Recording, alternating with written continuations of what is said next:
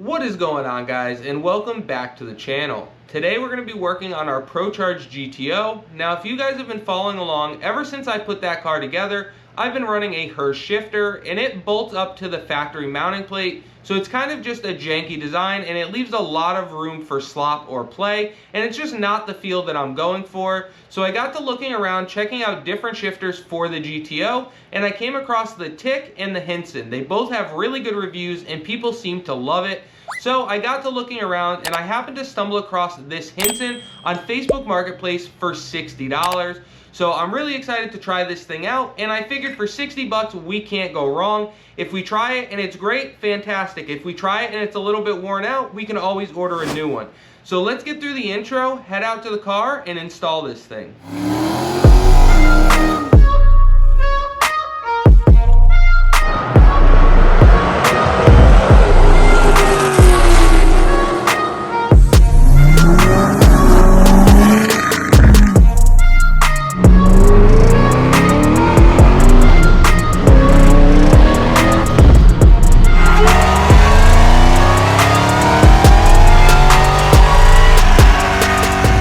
Now that we've gotten through the intro, I want to show you guys the shifter that we're going to be installing today. So this is the Hinson short throw shifter. It's a pretty nice looking unit. This one, granted, is used. We got it for 60 bucks, but it seems to be in pretty decent shape, except for all of the RTV all around it. It did come with the extension piece, and it also came with the shift ball and the shift arm. So we've pretty much got everything we need, except for a couple bolts to bolt the shifter to the extension arm here. But I think the ones on our Hurst might just work. So we're gonna head out to the car, start taking the center console apart, and see if we can't get these swapped out. All right, guys, so we're now out in the GTO, and I want to give you guys a quick look at why I'm not a fan of this Hurst shifter before we start pulling it out.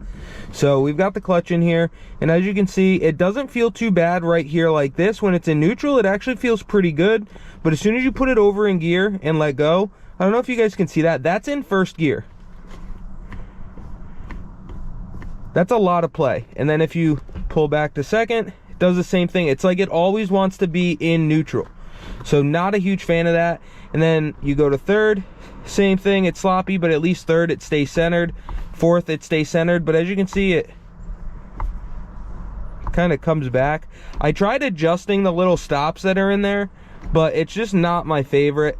So, and it also kicks out of second gear sometimes when if you're coming off a stop sign, first, second, it'll like kick back to neutral because there's really not much holding it there. So, and then also reverse is an absolute miserable thing to find. I can't find it half the time. You've just got to let the car roll and stuff, but not a huge fan of it. Like I said, it just leaves a lot of slop in there, and I'm just not a fan of how it feels. So let's start pulling the center console out. We're gonna have to undo the screw here, and then these are all push pin things, the little clips, and you've got to be very careful so you don't crack any of this stuff. So we've also got some wiring in here for our line lock and our two-step and stuff like that. So we'll be very careful to get these pieces out, get the screws out, and then we should be able to access the shifter. Not sure if you guys can see it, but there's usually a little rubber mat here I pulled out, and then there's usually a screw right there that we just pulled out. Now we can start working on this stuff and getting this whole center console piece out of our way. You've got to be pretty careful because a lot of these use push pins, and you just want to kind of come in here and gently pry them up, and then they've got them kind of all the way around like through here, and you're just going to want to gently pry up on them with some sort of pry tool that you won't break the thing with. So as my light falls, but like I said, you've just got to kind of work it and be careful with it so we don't break it, because this stuff is really brittle. This thing's getting to be 20 years old now. So we'll go ahead and carefully work our way around this, get the rest of those popped out, and then we can pull this whole panel out. Once you get all the panels out, you can carefully lift up on this and pull it back a little bit. If I can do it with one hand here. Nope. Lift up and pull back, and then we're gonna have to try to get this past the little ashtray flip thing there. And I've got to be extra careful because I don't know if you guys can see down in there yet, but we've got a bunch of wiring for all these switches and stuff. So we'll get those unplugged, and then we can flip this whole panel right out of our way. So I just went ahead and unplugged the window switch and the traction control switch. This car does have, you'll notice that there is a lock button right here, but the 05 cars did not come with that. This is out of my 06 car, so the lock button doesn't have a plug down here. It doesn't work. The only way to lock these cars is by flipping those up or down. So kind of dumb, but like I said, that's out of our 06 car. So I should have enough room to just set that off to the side. Ignore the rat's nest. We've got a lot of wiring since this is a stock ECU car. And then we can just lift this up out of our way, just like so. Flip it up like that. And then we've got all the insulation from the stock shifter that we made work with this one. And I will go ahead and get this unbolted out of our way so that we can access the shifter. Now, normally to get this plate off, there's some bolts on the bottom side of the car, but we had some issues with them when we took this plate off the 06 we used to build this car, so we had to cut them. So they just have some self tappers here, here, and here. Doesn't really hold anything important, just this rubber boot, and it's been perfectly fine. So it makes life a lot easier when taking this thing apart. So we'll go ahead and get those 3 self tappers out, and then we can get to the actual shifter itself.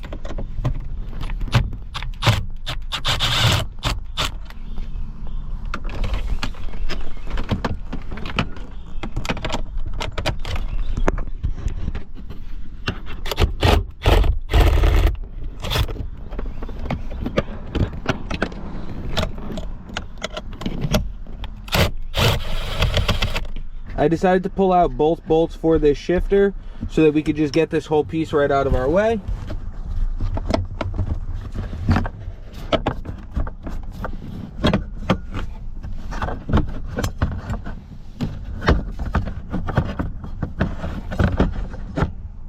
Get those out of our way for a minute.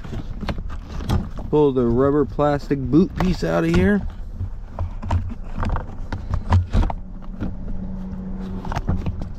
Now that we're back at the shifter, it's got this little spring. I tried to utilize all the factory stuff again.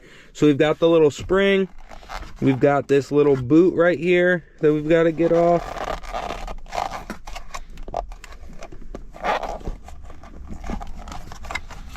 Just like so. We can slide that up. Get this out of the way and save this stuff. Then we need the little Allen head so that we can get this little plastic cover out of here. As you guys can see, I had to trim mine because this shifter was so bad about trying to find reverse. I trimmed it to try to help. Didn't really help, but it's definitely better than it used to be. So we're gonna go ahead, get this out of our way, and then we can actually get to the shifter. I got those Allen head bolts out. Now we can try to snake this thing out of here. Now that we've got that cover out of there, if you guys have never seen a Hurst shifter, here it is. It's very similar to factory. It bolts up just like the factory one using the factory mounting plate. And then this piece bolts, and then it's got the third leg just like the stock shifter does. Now, without the extension arm on here, this thing actually feels like it would be fantastic. And that's one of the reasons I wanted to give it a shot, because right now it feels great. But as soon as you add the extension on it, and as soon as you start actually trying to drive this thing, it just feels really sloppy in the gears. Not so much in neutral. In neutral, it feels fantastic, but when it's in the gears, it feels kind of crappy. So let's grab the socket we need to get these front 3 bolts out, and then we can undo these Allen head bolts.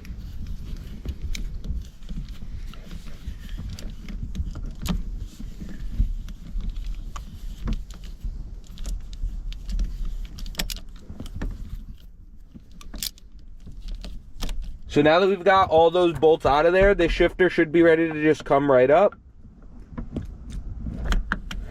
Just like so. Just like that. And now we can set this thing off to the side. So as you guys can see, there's Allen head bolts. There's 2 here that you guys can see. And then there's 2 up there that you guys just aren't going to be able to see till I get this plate off. So I remember when I first installed this shifter, I had to change this plate because mine was stripped. So I made this little tool here. It's just a 6mm Allen that I cut down a little bit. And then I put a 6mm 1/4" drive socket with an extension on it to give us some more leverage. So I'm going to have to reach up under there and see if I can't get this thing in and get it broken free. Now let's see if we can't get it to break free for us.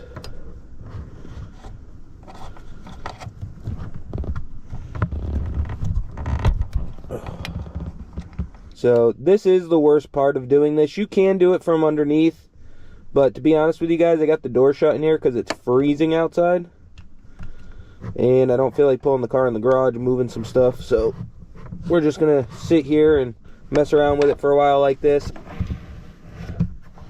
Finally got one out. We'll set this off to the side in our thing, and we got one more to do right up here, and then we can do the 2 easy ones. Those 2 are such a pain, but we've got them out. Now we can get the 2 easy ones and get this whole plate out of here.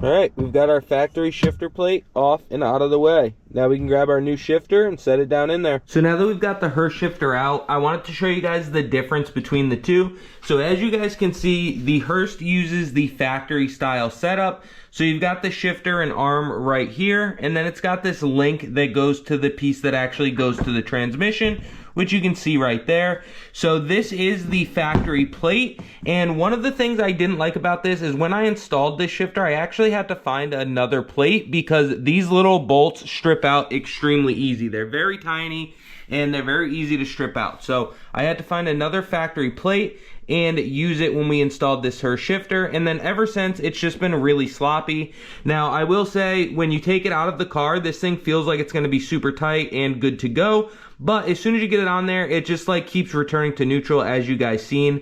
So all in all, not super thrilled with my experience with the Hurst shifter. Now I will say the boot usually comes to here and this part sticks out, and it looks great in the car. It looks really nice, really classy, and really sporty, but still, if it's not going to perform, I'm not going to use it. So that about sums up the Hurst shifter. So now onto the Hinson. This is what we're going to be using to replace it with. And as you guys can see, this one is more of a solid unit. You've got the piece that goes into the transmission, and then it's a straight solid linkage right to the shifter. So I really think this is going to help improve shift feel and inspire some more confidence when shifting. Now this one is obviously pretty heavily used. It was pretty beat up. I had to replace a snap ring in there and throw a couple extra washers in there, but other than that, it seems to be a nice unit. We'll go get this thing fitted up to the car, give it a feel, and see what we think before we reassemble the car and take it for a ride. But I can tell already, just by this design, I think it's going to be a much better performing shifter. So let's head out to the car and get this thing installed. Alright guys, so we've got the shifter here. I'm going to try using the seal that was with the factory plate. I'm going to go ahead and try to use this instead of RTV. If this thing ever leaks, we can always replace it with RTV, but for now we're going to use this. We're going to go ahead, flip this thing over. We'll get the ball down into our cup. We do have the brass or bronze shifter cup here. I installed that when we did the Hurst shifter, so it's basically brand new. We're just going to keep that one in there and rock with that one. Go ahead and wipe it off real quick, and we can get this thing lined up to set it down in there.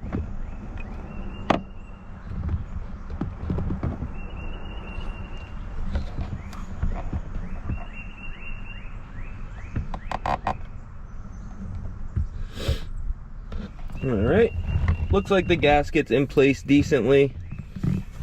I'm going to use the factory Allen head bolts in the back here, and we will use some hex head bolts that I picked up at the hardware store.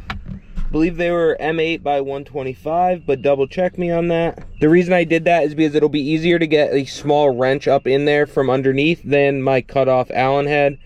So we're going to go ahead and get these ran down, then we'll get under the car and get those started. All right, I'm going to get under the car and get those bolts started. You guys aren't going to be able to see me do it anyway, so I'll just come back once we get those 2 bolts started and in, get these tightened down, and then we can start assembling the shifter. Now that we've got all 4 mounting plate bolts tightened up, before we go putting everything else back together with the insulation and the boot and everything, I'd like to put the shifter on here. We'll go back this thing up, make sure we can find reverse, and make sure that what I did in here with the snap rings and washers doesn't lock us out of reverse.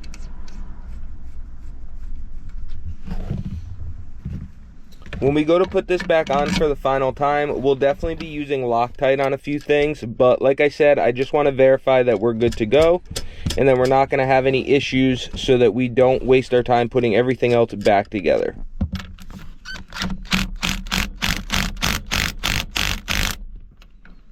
Like I said, we'll come back through here and put Loctite on everything. But for now, we've got first, second, third, fourth, fifth, sixth, and then I just want to verify that we have reverse because it won't let me do it right here. So we're going to roll it back, fire it up, and make sure we can find it before we go crazy putting everything back together.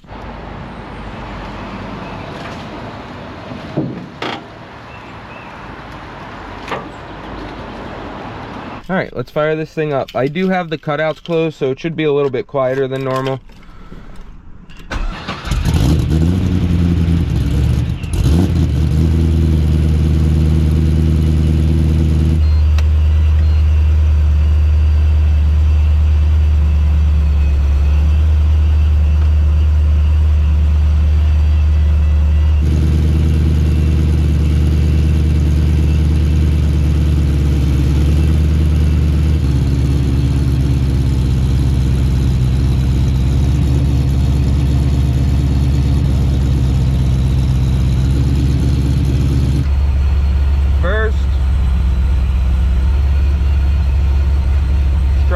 One more time, and this thing keeps hitting too, so that won't be in our way later on, but right now it keeps hitting this.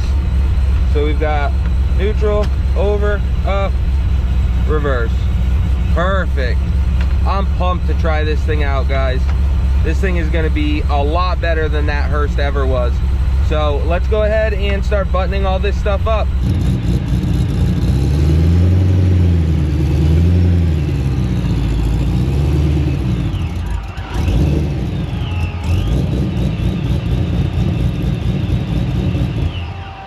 After we verified that we had reverse, we're going to come in here, take both these out and that main nut out, and put some Loctite on there, and then we can start reassembling this thing for the final time. Since I got my Hinson shifter used, it didn't have anything like this in it. I don't know if they normally come with that or not, but since I have the one off the Hurst, I'm going to go ahead and put it on here and see if it'll work, because if it does, it just helps keep crap out of getting in there.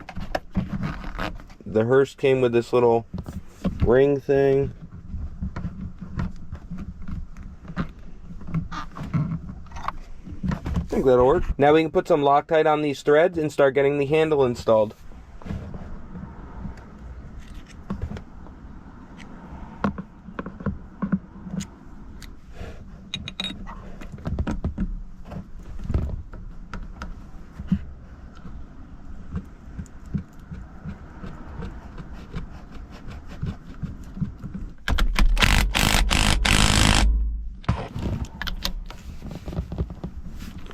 Alright, that seems pretty tight. Now we can go ahead, grab the big rubber boot that goes over this whole thing with the brace that goes around it that gets bolted down. We can run our wires through it and start getting this thing buttoned up.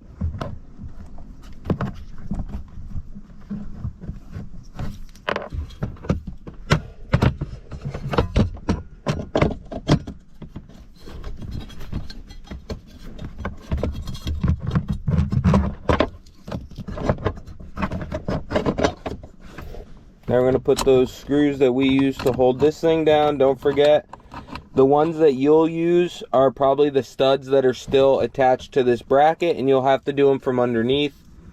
Like I said, we cut all the studs off except for the front one, and we just left the stud there, but we didn't put a nut on it. It's just so much easier to work on this thing by taking it off up top here.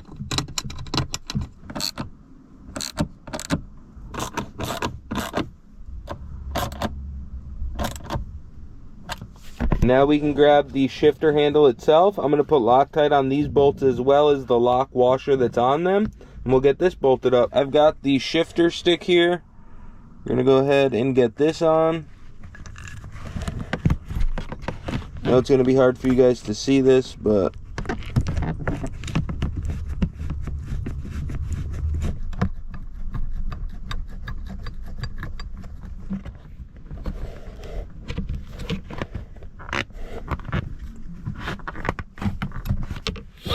alright, we've got that thing tightened up. Now we can start putting our center console back together.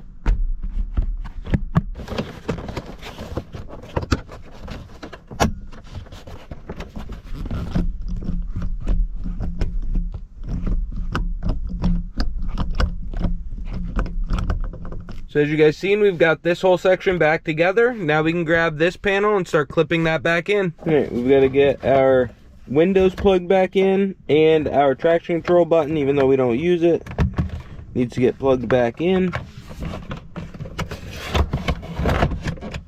Gotta carefully get that under there. That clipped up under that.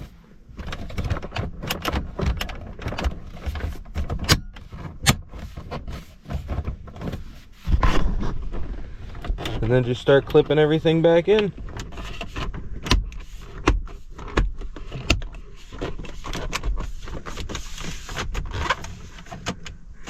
Just like that.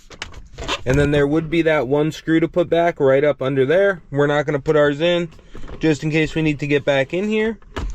But all in all, we've got this thing back together. The only thing left to do now is grab a 19 mil wrench and tighten up this nut here to tighten up the ball so it doesn't move around on us. All right, we've got that tightened down and we are good to go.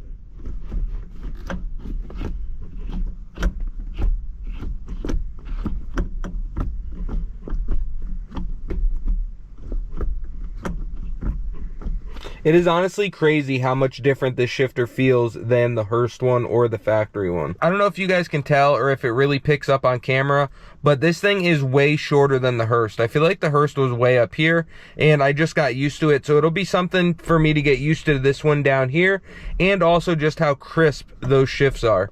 So I'm super happy with it so far. I actually can't wait to go try this thing out. Of course, as you guys can see, it's been raining out here all day on and off. So not sure if we're going to take this thing for a ride, but if we don't right now, I will wait until tomorrow and you guys can go for a ride with me.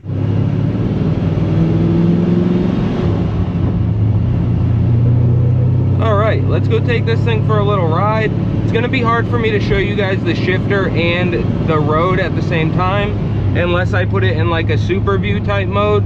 So we're gonna have to just keep going back and forth because I don't really care for how the super view looks. It just makes everything look like a fishbowl. So we'll just take it down the road real quick. I'll show you guys how this shifter works.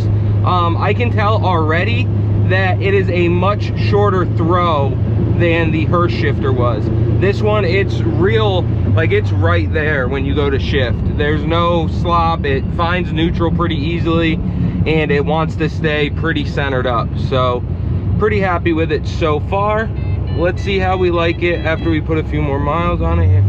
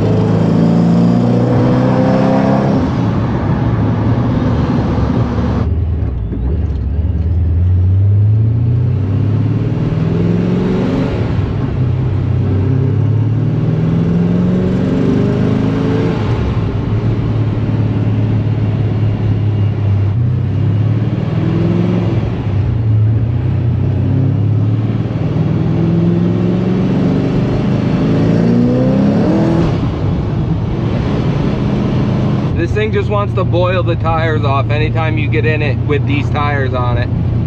So can't do too much on these tires, but the weather's changing, so the radials will be coming back. But all in all, I've actually really enjoyed this shifter. I'm actually curious, I might try to find a tick just so I can compare the Hinson to the tick shifter now that I've compared it to the Hurst shifter.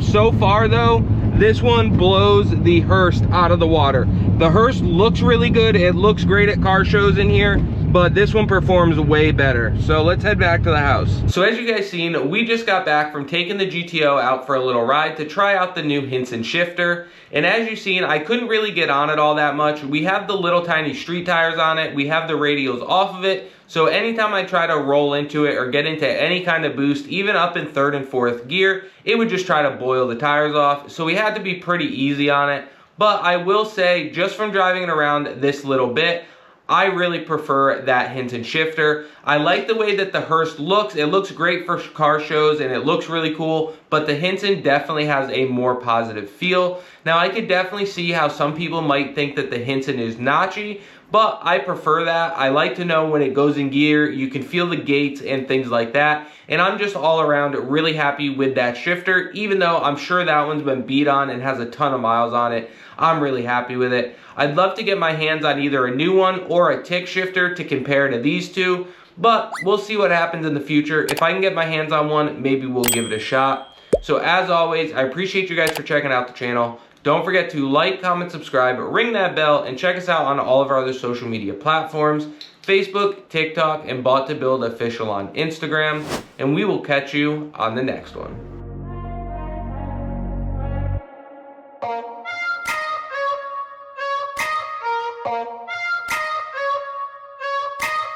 Bye.